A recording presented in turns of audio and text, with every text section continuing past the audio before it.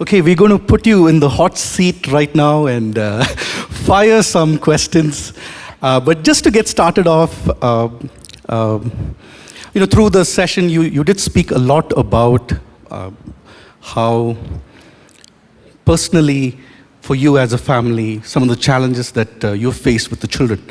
Now, when we look at the various seasons that a couple goes through, say beginning as an early couple, just married, and then there's a season of children coming in, and then after that, let's say the children have reached teenage, and as young adults, that's a different kind of a challenge, or it's a different season, different adjustments. And then finally, they grow up as adults, they get married, and they leave the home. So personally for you, how has your journey been through these various seasons?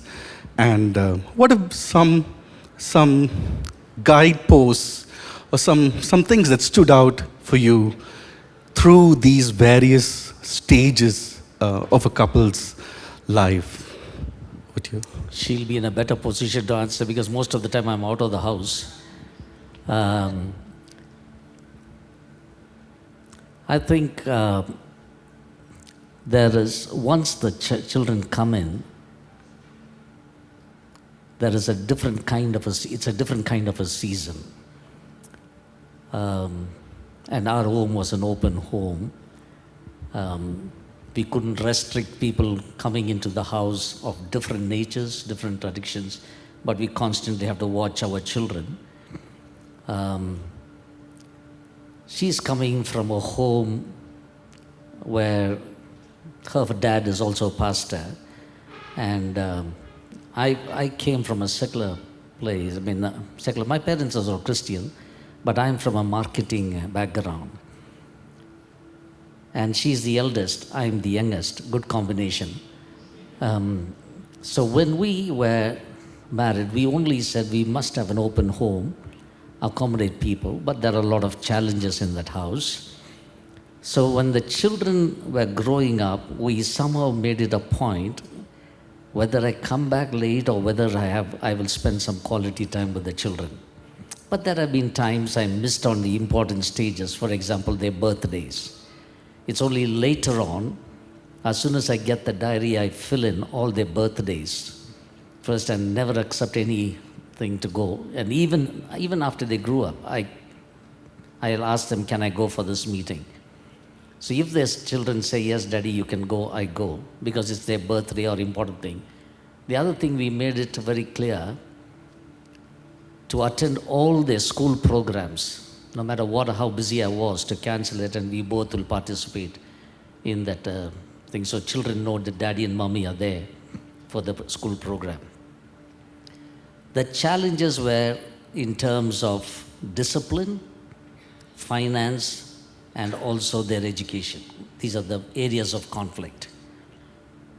Once the children grew up, and the college, that was a different season of life where there are many more challenges we had to face. The choices they make in life. And then as we spoke about it this evening, what kind of a kingdom values will they look at it? And the friends they have. And now all of them have flown out of the nest. Now we come back to square one, like we were 40 years back. This is the next season of life, the empty nest, and what are some of the things that we can do together. So I would say there is a honeymoon stage, then there is a stage where we have to struggle. Finance is a big one. We were not earning well that time, and God has been so good. And I always tell my wife and my children, others can be rich, we are wealthy, serving the Lord. And the children also knew it, that one priority they need to have is to seek the Lord. So challenges are there, tensions at every stage is so different, but God has been so good taking us through the tensions. Practically for us, in our personal relationship, if you ask us when you're growing up, yes, one thing that we kind of kept open, among other things, was like kind of keep the conflicts in private, between us. I mean, not that there were no conflicts at all, but if at all there were any conflicts, we also made it a point to show the kids how we resolved it. So in the sense, like, sometimes they saw us arguing, and it affects the children. I still remember my, my son, who's now, he's going to be 40 soon. But I still remember being 18 and 19-year-old. One day we were just arguing. I didn't realize that I was screaming, he was screaming, and both of us I know this is how. And he was working on his college records, in his at the dining table. Then after that, I told him, Chotu, get up, move. I need to put the food across and all that. And he just wouldn't move. And I said, when I told you, you take your business. And then I suddenly saw his record was totally wet, and the entire record has been wet, and he's just not said anything. He just didn't say stop, nothing. He never said a word. He's just put his head down. And for an 18-year-old to kind of suddenly be shaken up because we were just arguing, it wasn't a great violent fight or anything, but it affected him so badly. Then I just saw him and I said, what happened? What happened? I thought, is it happening in school? What happened to you in college? Tell me. I thought we were not the problem. Then he just turned around and he said, can you just please stop? Can you just stop, both of you shouting at each other like that? Only then it hit me as to how it affects the children, how we deal with the situations in life. So when we grew up, anyways, choices were made. And we kept it open for all our kids are not perfect, But at the end of the day, sometimes when I tell them in opening seminars, I said, my children will never say we are perfect, but at least I will have the confidence to have them sit here and still speak. So, and they will say, I know they're not perfect, but they're trying, my parents, they're trying, at least that much. So we have the confidence to say that we have the openness to tell them, and they have the openness to come and tell us if there's a first thing, anything happens in life, anything, even whether to girls or anything, the first thing they stopped with me, and then they will go to him because I react more than respond. What? The way I say it, only the next sentence won't come. But he is very patient, and he said, tell me, as if nothing has happened. Yeah, there's nothing, that's nothing, tell me. He will draw out there more. The way I react, they'll just close up. But they still had, then I said, what man, I heard you shared something with Dada, and then it comes up fully. Save ma, help ma, and the extent that the children keep the level of communication open with their children. They're right, but they may not be right or wrong, but they should have the openness and the confidence to tell they made mistakes. I said, I made a mistake, I made a huge blunder, ma, guess what? Let them come and tell you, because that means they have the confidence that you won't condemn them as people, but you may not agree with what they're doing, but you will never condemn them as people. That has helped us. That's Yes, appreciate you sharing that. I think tying with how we practice how Jesus loved people, practicing that at home. I just want to also maybe welcome one or two questions based on seasons of life. If there are any specific questions related to seasons of life from the audience, feel free to ask the question. You can ask right away. You can just come up and we'll give you the mic. If any of you like to ask. Okay, you can even think about it for a minute while. Okay. I want to ask a question regarding so many of our people whom we see, even after many years of marriage, they still go back to their parents. Like they still don't feel that husband, wife and children are a basic unit, but even if there is one holiday, Saturday, Sunday, they go back to the native, to their parents. So how do we guide these couples?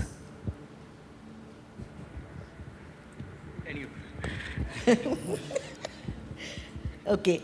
I can only talk about our story, right? Okay, so we have 2 sons and a daughter. And they say, daughters are all, they never leave the house. It's sons who are ready to leave. But because biblically, what does it say? Son, man shall leave the father and the mother. That's easy. But girls kind of cling on to you. But you begin as parents to kind of bank on that. Bank on your child taking care of you, being there for you and all that, and not letting. So more and more I'm beginning to speak and even write very clearly on releasing your children. Because releasing your children need not necessarily come after marriage, because that will be a difficult thing to do. Because the releasing should start from the beginning itself, to start with the mindset saying they are not ours, they are here. That's why I put the slide, the point saying that parents are forever, parenting is not. So forever, if I can think that I'm going to parent my child or my son and I have a right to do that, I don't. Because at the end of the day, when my son gets married or my daughter gets married, we step out to the outer circle.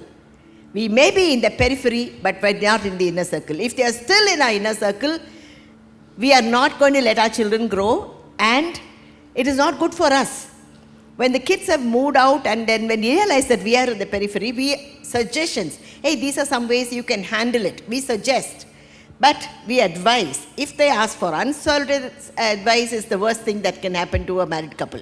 If they ask, immediately I said, Mani, at the end of the day, you and Arpita or you and Karishma make the decision.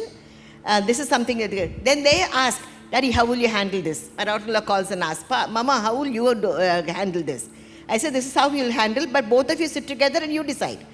Because at the end of the day, I think the parents are the ones, if there are older parents here, we are the ones who have to realize that when God made, God's order is that they are a unit by themselves. Parents are not to be dishonored or thrown away, but parents have to realize that. But I know getting exclusive union, as that means, as that not holding on many, like what she said is very correct. Many young people today are still financially, emotionally dependent on their parents. Years after they got married, years after their children. It's almost there is a guilt complex. If I don't do this, I'm going to happen. Oh, I didn't call, something will happen. I think that is the kind of thing I think we need to we teach the young couples that you honoring parents and father and mother doesn't mean that you compromise on your family and completely spend time. You need to balance that. But the parents also need to understand that the fact is that I think that's I have a feeling that the problem is more with us parents than with the children. We kind of make one create a guilt thing. You didn't call me. I'll be like, even when I go out for 1 week or something, when I come back, I'll be telling him, my husband will say, stop. Yeah, you took the phone out immediately. Just leave it. But I'll be like itching. They haven't called, Dada. 3 days now. Not a single call. Can you? And he said, relax. And you're already assuming in your mind, oh, these kids they've forgotten. Out of sight, I will take the phone, I will ask him. Out of sight, out of mind. So it is the parents who are creating a complex in the children, and I've realized that. And I have to confess, it comes more from us holding on to them rather than they want to hold on to you, and create a guilt thing in them. They're saying that any day if they don't do, this is going to happen. So I think it's both ways that I think children have to realize that they are responsible for their wife, and God is going to hold them accountable for that. So I think nothing wrong in visiting parents. They can visit the parents, but let them not neglect their own family.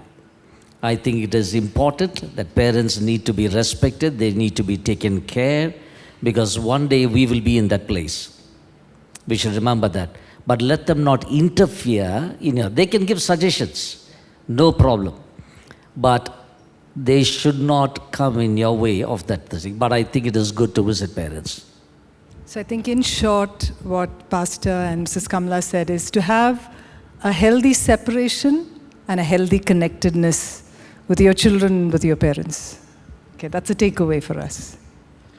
Okay.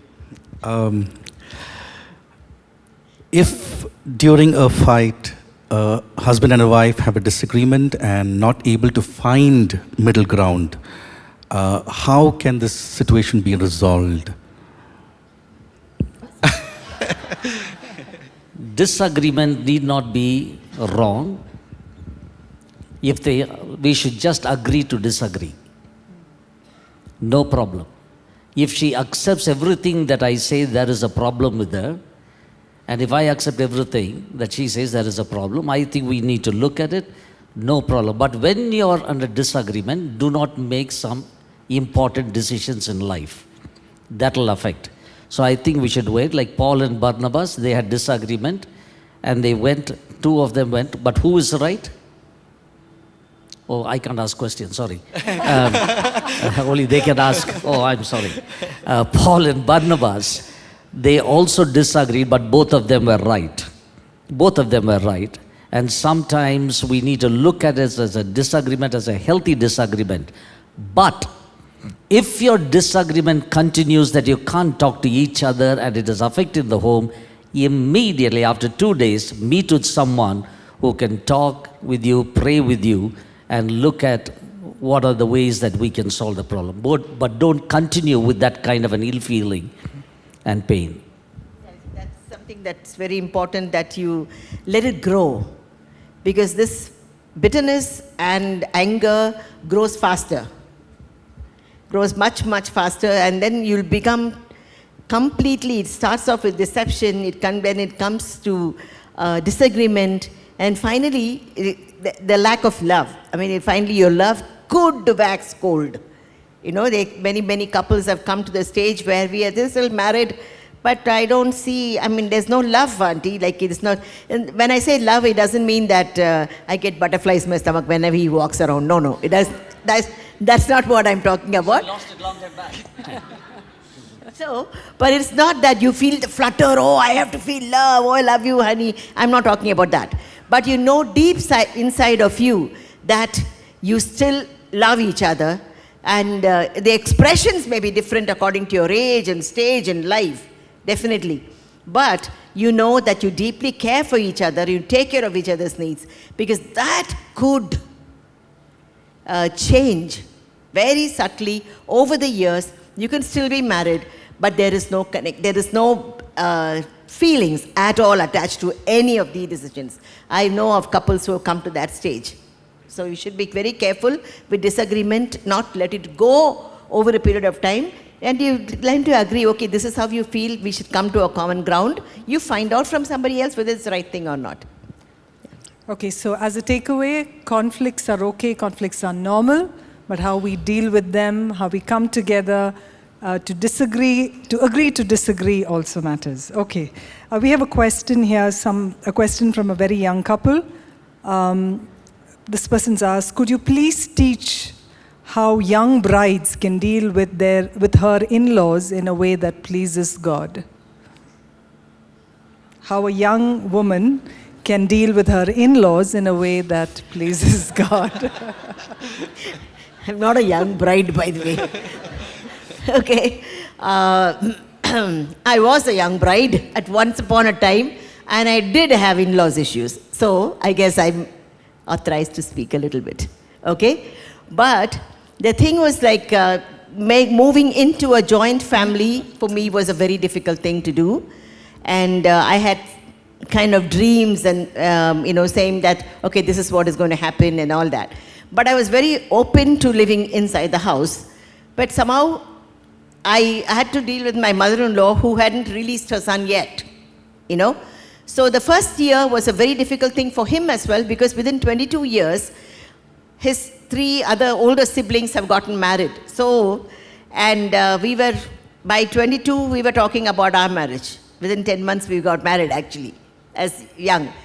So it was very difficult for her. Suddenly this was coming through, and so she said to come in. So for her also it was very difficult to release him. And so she became very possessive of her son, and and financially also we were accountable. Both of us had to give our salary packets entirely to her son as we came in. And at the 5 months later, I found it very difficult to handle that, because I couldn't keep asking for money from my mother-in-law or father-in-law every time. But once a year later, the same mother-in-law, changed completely. So I was asking at what happened, and she said, I think I've given you a lot of trouble. I think it came with a lot of prayer. How do you handle it? Because the moment we react, the moment I say that, if I react the same way, I don't think I would have had the change at all. I would have had the response at all. We were best friends for the next 25 years that she lived. The next 25 years turned out to be the most beautiful years of her life with the same mother-in-law and a father-in-law. But at the end of the day, I had to accept the fact that I had issues with my own mother growing up. So that didn't matter at all to me. But when it comes to my mother-in-law, it was a huge thing. So I had to tell myself, saying that I cannot differentiate between mother and a mother-in-law. So I have to let go and let her deal with whatever she had to do. And I just kept praying. And after some time, after a year, we lost our father-in-law. It was my father-in-law's funeral that she came back and she said, I don't know, Daddy kept warning me, don't do this to them, don't do this to them. But I did not.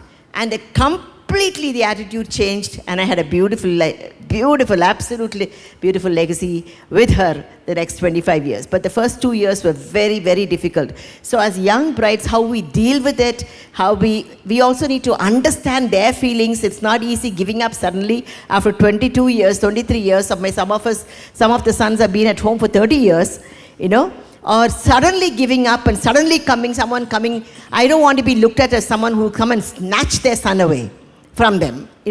Many times that's the impression that is given, so let's not give that. Slowly give them the place to understand. Once they know that they are being respected and loved just the way that I love my parents, and things do change. So that's... All right, we have a couple of questions. Thank you for all the questions. There are quite a few that's come. We may not be able to address all of it. We're just picking up some important ones. Okay.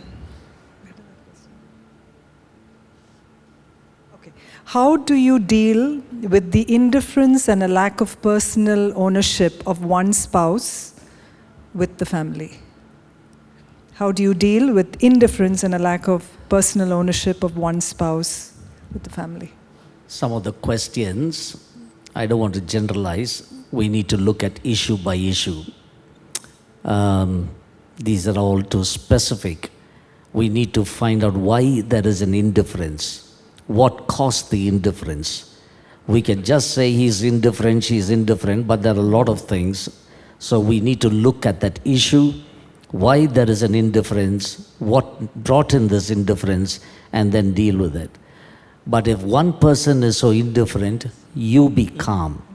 Remember Pastor Ashish said when he went through struggles, he prayed a lot. Ashish, your pastor, Ashish's mother was a member of my church, and I had the privilege of baptizing her. And the struggle. But if there is one person is indifferent, just be calm. But how long? That's why you need to meet with your pastors or counselors to talk. So I will not give a straight answer for this. We need to look at why, what made it, and then proceed. Sometimes we could also interpret things differently. I have many times, done that in the sense because he'll be so tired, he'll be so occupied, and without understanding from where they are, because of my personal unmet needs, I could say that, oh, you're so indifferent, you really don't care. But he said, no, it's not just that I'm so preoccupied. I think there should be a kind of an understanding between the couple to know. But if it's consistently indifferent and you're feeling that, it's time to seek help.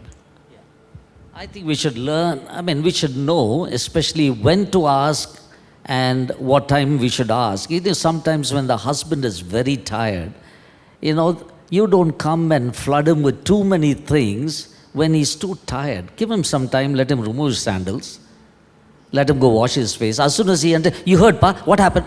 Wait, no? Women, you see, I'm telling you that, I can attend a conference for 3 days. If she says how it is, I will say it in 30 minutes. Let her attend a conference for 30 minutes. Ask her how she'll talk for 3 months. Installments. Men present the facts. Women go into the details. But there is a time where we need to talk. There's a time why he is indifferent. Why is she treating me this way? These are some of the things we need to look at case by case. We cannot generalize, but I would say be patient, be prayerful, and find out, and things will work out. Okay, thank you. I think a takeaway from this is to really understand what differences are and what really causes that kind of indifference would be helpful. We'll probably just take one last question.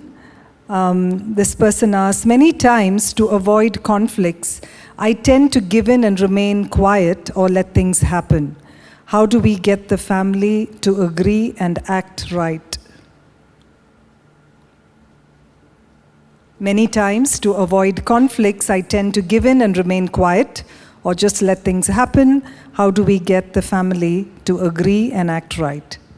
So the very fact the word given is itself very clearly, I have to do this, it clearly shows that you have not given in.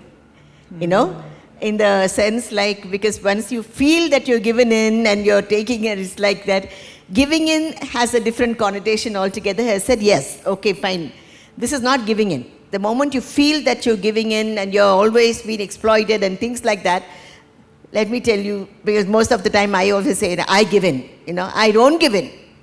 And I'm really not given in. That's why I'm saying that I give up. What I'm saying is, I give up on trying. I'm giving up on trying. I'm giving up on trying to be understood at the same time. But I think giving in is not always advisable, in the sense it doesn't mean you're as a sign of humility just by giving in. But to be able to talk, it's not about, in conflicts again we're talking about as in bringing it out to the table, saying that, because that's why when you're talking about forgiveness, it's not like forgetting. Forget it, yeah, it's okay. After all, you're my wife, I forgive you. Because that is not forgiveness. That is not giving in. That is not treating the issue. It is saying that what you said hurt me. I am upset about it. I'm not going to give in. This is what you hurt me and I'm very upset. This is what it is. I feel this way. I feel this way. I feel that you don't care about me. Those kind of words are absolutely necessary for they are understood. To be understood. Then only forgiveness comes in. Because if you just put it under the carpet, it's going to come back 10 years later. And you say, I remember what you did in 2003. You think the same thing is being repeated. And we'll bring out the past and make life miserable. Because forgetting and ignoring the fact that you've been hurt is not giving in. Giving in is that actually bringing that to the point and saying, no, I do not agree with this, I feel very hurt about it. When you said that to me, your sarcastic comment here or something hurt me here, and I'm just giving whatever, give him a chance to ask forgiveness or whatever, say sorry or whatever. If they don't do it, forgive him in your heart and move off. That is giving in. Giving in is saying, yes, whatever has happened and I choose to forgive. Because I don't know if they answered your question or not. Do you want to add? She is coming from a home where her dad is such a lovely man. He is no more, whom I respect very, very highly. And he's got a short fuse. He shouts, the next moment he's okay. Excellent man, and very good in dealing with his anger. He shouts, and tells the wife and all the children, the next moment he's all right. I'm coming from a home where my daddy is, when he's angry, 3 days there is damsharad in the house. So she is after her father, I have taken up after my father. Just imagine what's going to happen. She will shout, next moment she will come and say, hello, pa, what happened, pa? Like, I am cool, I am quiet. And the more I'm quiet, she'll come in, why are you quiet? Why are you quiet? Why are you quiet? My BP goes up very high. So I said, no, give me time. We are two different personalities, the way we deal with issues. Recognize it. Wait for it. And I'm sure you will find a way. But as she said, we must talk it over. Don't talk it over when you're at the peak of anger, you will hurt. Just wait for it to cool down, sit and talk and say, this is what has happened. Why did you get upset? Why are you angry? Is there any other way to do it? But there is always, don't carry it into the next day. It can be very hurting. No. I was just going to say one more thing. It's that let's not be defensive. Being defensive is the worst thing that can we do to each other. Because the moment anybody says anything, immediately it's interpreted as criticism. Oh, you're telling me this. Everything that a wife tells you or the husband tells you is not criticism. Because I think that we have to move from the stage of being defensive and say, yeah, what is it? Did I do that? It's okay to say that. Did I really actually say that? Oh my God, I'm sorry. Because the moment you become defensive, the anger goes even further. That's what we discovered in our marriage. The moment he becomes defensive, I'll be saying, so what do you mean? You think I'm making it up? You think I'm telling a story? Or he tells them, oh, so you interpreted, you're assuming. So these are kind of things that the moment we become defensive and not be open to each other, because iron sharpens iron, because that's what it's a companionship that corrects. That's why I said it's a companionship, it's a missional company. We have a mission in our companionship to correct each other, confront each other, counsel each other. We have a right.